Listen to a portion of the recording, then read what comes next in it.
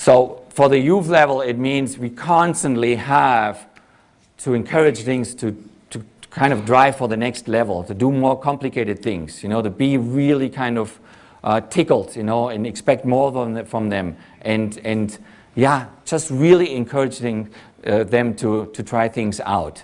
With, again, the different positions at younger ages is totally cool. So we try to build, everything we can based on their strengths. That doesn't mean we're not talking about their weaknesses. Like they talk probably every day about the coach's weaknesses, a favorite topic for players, obviously, which we also have. But then we kind of switch it around a little bit. We don't call them weaknesses. Then, in psychology we talk it that's an opportunity. So we say, okay, you could actually, be a second fast over the 110 yards. So we have a huge kind of upside in that. Your endurance could be better, or your left foot could be much better. So there are always these upsides. So we try to define it in a way that, work on your opportunities there. There's so much you can get better in. We're working now with a guy together. He's a funny guy. I wish he could come in for a presentation one day. His name is Roy Sugarman. He's a brain scientist. You call him a neuroscientist, I think, in the medical language.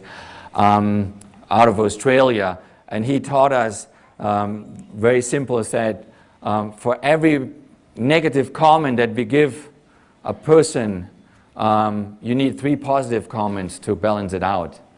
So for every critic you give a player, you got to come up with 3 good things, to get it back in balance. Now he says in a relationship, like a marriage, you need 5 to balance out the one bad one.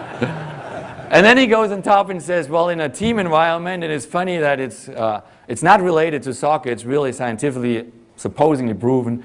In a team environment, you need 11 good things to balance out 1 negative thing.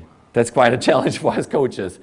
So I don't know if they have 11 good things. Even when I talk about Landon, I don't know if I find the 11 good ones. But it is interesting. He says, the positive messages that we give the players are really, really, really important.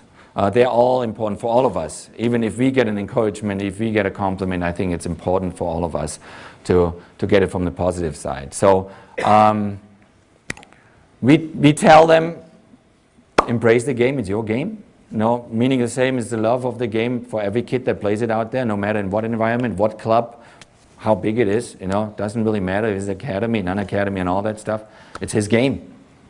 Plays it once a week, 6 times a week, no difference.